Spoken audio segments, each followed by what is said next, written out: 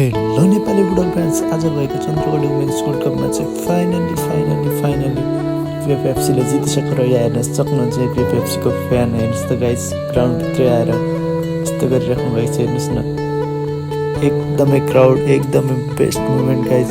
बराबरीको गेममा एक गोलले गर्दाखेरि एपिएफले जित्न सफल भयो गाइस। आजको गेम एकदमै बवाल भएको थियो गाइस। हेर्न सक्नुहुन्छ तपाईँहरूले खेलको player of the match, best goalkeeper र बेस्ट डिफेन्स अनि बेस्ट मिडफिल्डर र लगायत राइजिङ प्लेयर सबैको यो भिडियो लास्टसम्म हेर्नुहोस्। र गाइस यो च्यानललाई लाइक सेयर सब्सक्राइब पनि गर्न नबिर्सिनुहोस् है गाइस। नयाँ हुनुहुन्छ भने एकदमै बवाल भएको थियो गाइस आजको। यहाँ हेर्न सक्नुहुन्छ गाइस, एपिएफको फ्यानहरूको यो क्रेज हेर्नुहोस् त गाइस, एकदमै बवाल छ। हेर्नुहोस् न गाइस, गेम सिद्धिसके पछाडिको यो मुभमेन्ट हेर्नुहोस्। एकचोटि अन्जना राणा मगरको हेर्न सक्नुहुन्छ गाइस। र एपिएफसी चाहिँ आफ्नो फ्ल्याग बोकेर मैदानमा दौडिरहेको छ गाइस। हेर्न सक्नुहुन्छ, यो खुसी छटाछट गरिरहेको छ गाइस। यतिको मुभमेन्ट्स चाहिँ फेरि धेरै पछि आउँछ गाइस। र वुमेन्स वर्ल्ड कपमा प्रायः जस्तो जहिले पनि जित चाहिँ एपिएफकै हुन्छ यार गाइस। एक छैन, दुई छैन, तीन छैन, एपिएफले जित्ने कोही छैन भनेको भने चाहिँ अहिलेसम्म लागु भइरहेको छ गाइस।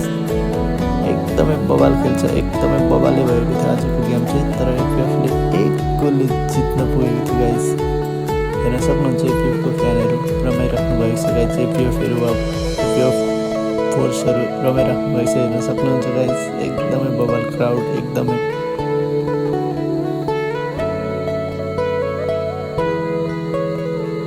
र खेलको प्लेयर अफ द म्याच चाहिँ हाम्रो हुनुभएको थियो सरु लिम्बू गाइस। हेर्न सक्नुहुन्छ गाइस, उहाँले प्लेयर अफ द म्याच हुनुभएको थियो गाइस आजको खेलको गाइस।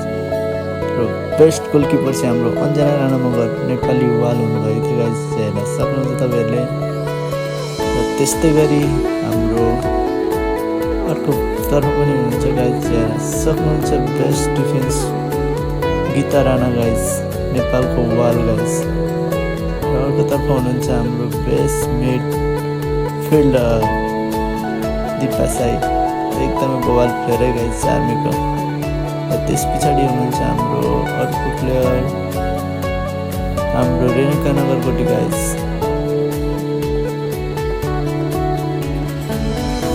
Best forward guys. र त्यस पछाडि हुनुहुन्छ गाइस हाम्रो एकदमै बवाल प्लेयर गाइस, को होला त, रेणुका